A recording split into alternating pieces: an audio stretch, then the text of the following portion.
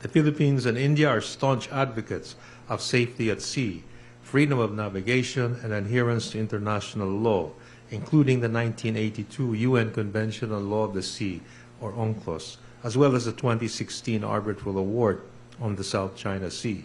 This was evident during my visit in New Delhi in June last year, and it was evident again during our discussions today, especially on recent actions of China in the West Philippine Sea. Our countries have a shared interest in a free, open, and inclusive Indo-Pacific region. The Minister and I have decided to accelerate our maritime cooperation with a planned maritime dialogue with India to be held in Manila following the successful Track 2 dialogue in September last year, which confirmed several promising areas for collaboration, especially in marine domain awareness, shipping and seafaring, search and rescue, law enforcement, and environmental protection. With regard to our defense and security cooperation, we see the defense industries of India continuing to play an important role in the AFP modernization program. Other priorities include education and training, as well as research and development in support of the self-reliant defense posture of the Philippines. Development cooperation, agriculture, food security, affordable healthcare, and infrastructure cooperation remain high in our shared development agenda. We have also taken note of India's significant successes in science and technology, space, and financial technology, particularly on financial inclusivity. We are keen to begin closer cooperation in these areas. On tourism, I conveyed to Minister Jaishankar that the Philippines is prioritizing Indian travelers and in its e-visa system project, which we hope to launch in India in the very near future. We also discussed various mechanisms to facilitate two-way trade, including progress in the negotiations of our bilateral preferential trade agreement, as well as the upgrading of the ASEAN-India Trade in Goods Agreement. Last year, Philippine exports to India exceeded $1 billion for the first time. While this is undoubtedly good progress, current data indicates that we still have over $500 million of unrealized export potential to India. We also discussed our mutual engagements in other areas, including the non-aligned movement and the United Nations, as well as in other regional fora, and the importance of continuing to cooperate in issues such as climate change and maritime concerns. Clearly, there is much work to be done given the immense potential of Philippine-Indian ties, particularly as we celebrate the 75th anniversary of our diplomatic relations and as the Philippines takes over as country coordinator for ASEAN-India relations later this year. With the second visit of Minister Jaishankar to the Philippines, we are sure that India will continue to be an important partner on the other side of the Indo-Pacific. And with this, again, I'd like to thank the External Affairs Minister for returning to our shores, where he will, of course, always be welcome. Thank you. Dr. Jaishankar, you have the floor. Thank you. Secretary Manalo, dear friends, it's a pleasure to be back in Manila. As the Secretary told you, we had very good discussions following up on his visit to India in June last year. We also had an opportunity to meet in Kampala earlier this year on the sidelines of the NAM summit.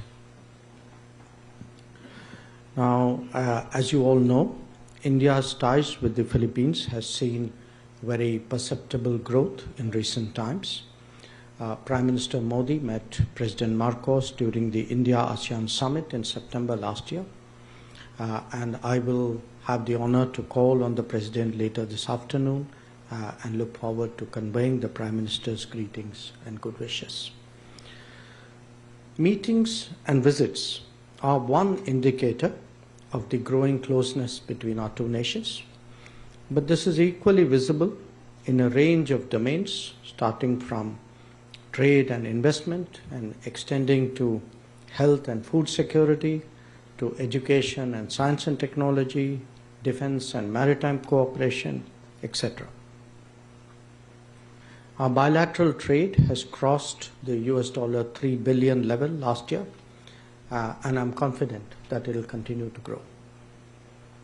My message in the discussions which Secretary Manalo and I had today was that India, as the fifth largest economy currently, growing at about 7% annually, is preparing to step up its engagement with the Philippines. I welcome what Secretary Manalo communicated in terms of easier visas, more movement, more dialogues, and deeper cooperation. Some of the recent developments in our ties were positively recognized at our meeting. We are moving ahead on quick impact projects in agriculture, health, and capacity building. Indian companies have been active here, as much in the digital infrastructure as in the physical one. There is considerable interest in Indian corporate sector in stepping that up. The growing comfort and trust between us is also reflected in the ongoing supplies of rice from India as an exceptional measure. As two seafaring nations of the Indo-Pacific, our maritime cooperation holds great potential. Last year, we signed agreements on enhanced maritime cooperation and white shipping. It is appropriate that even today, there is an Indian Coast Guard vessel which is making a port call in Manila. Secretary Manalo and I have discussed our shared interests in ensuring maritime safety, given that our two countries contribute so much to the global shipping industry. I also briefed him about the Indian Navy's deployments in the Red Sea and the Arabian Sea to counter ongoing threats, and he himself has spoken about the rescue of MV True Confidence by one of our ships, INS Kolkata. And there have been some other instances, I think since then, MV Leela Norfolk as well, which involved some crew from the Philippines. Our partnership with the Philippines also has a larger context in terms of the engagement with the ASEAN. The Philippines will take over as India's country coordinator later this year. We look forward to its steering India-ASEAN cooperation, especially in regard to reviewing the trade agreement, to building connectivity, and to deepening people-to-people contacts. As a nation deeply invested in this region because of its Act East policy and Indo-Pacific vision, India follows all developments with great interest. We are strongly supportive of ASEAN's centrality, cohesion, and unity. We are also convinced that the progress and prosperity of this region is best served by staunch adherence to a rules-based order. UNCLOS 1982 is particularly important in that regard as the constitution of the seas. All parties must adhere to it in its entirety, both in letter and in spirit. I take this opportunity to firmly reiterate India's support to the Philippines for upholding its national sovereignty. As the world changes, it is essential that countries like India and the Philippines cooperate more closely to shape the emerging order. Today we discussed a range of global and regional issues from the UN and the NAM to the Indo-Pacific, to Myanmar, to Ukraine, and beyond that. We are also both societies that contribute significantly to the global workplace. We would like to see more resilient supply chains and trusted digital partnerships. Our activities serve to strengthen the cause of the global South in different domains. Our commitment to democratic values is deep and abiding. We are both nations who value the autonomy of decision-making and favor a multipolar world with a multipolar Asia at its core. These convergences, based on an expanding bilateral partnership, today drive the upward trajectory of our ties. My discussions today with Secretary Manalo the meeting later in the day with Defense Secretary Teodoro and others, and the call on President Marcos will all provide opportunities to do that. As we move towards the 75th anniversary of the establishment of our diplomatic relations, I'm confident that there is much more that awaits us. Thank you for your attention. Dr. Jaishankar, we now open the floor to some questions. Can I call on Pam Castro of AFE for the first question, please? Hello, good afternoon. First question for Sir Jaishankar. What's your reaction on the recent tensions between China and the Philippines in the South China Sea? Are there plans to expand your defense cooperation specifically targeted on the South China Sea? And in what way will India, and I quote, play an important role in the AFP modernization program? And for Secretary Manalo, the Philippines claim on the South China Sea is grounded on the arbitral award, but China said they will never acknowledge the award. So what is in your diplomatic toolbox that can fix this dilemma? And last one, in connection again with the topic of the South China Sea, do Indian companies have existing or planned partnerships amid depleting gas reserves in Malampaya? And what do you think should be the strategy to make South China Sea an area for economic cooperation?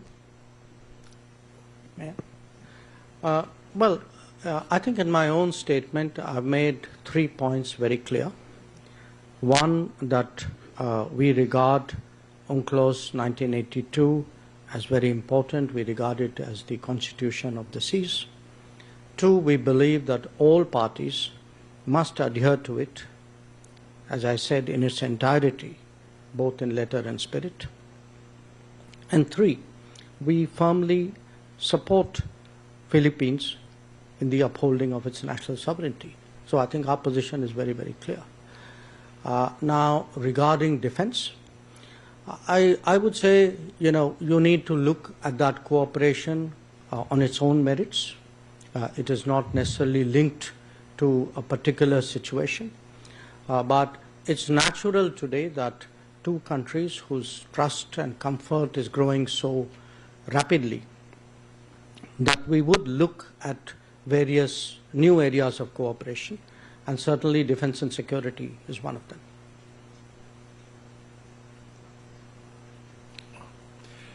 Thank you. On your question regarding the arbitral award, well, China, as you mentioned, has on many occasions said they don't accept the arbitral award. All I can say is that the arbitral award is final and binding. And this has been reaffirmed by the international community. And I think I would probably leave my answer at that regarding the arbitral award. But of course, there are other parts of the international law which the Philippines is continuing to adhere to, and I understand the rest of the international community is continuing to adhere to, and that is the UNCLOS and the sovereign rights of the exclusive economic zones for each country, which is clearly indicated in the United Nations Convention on the Law of the Sea.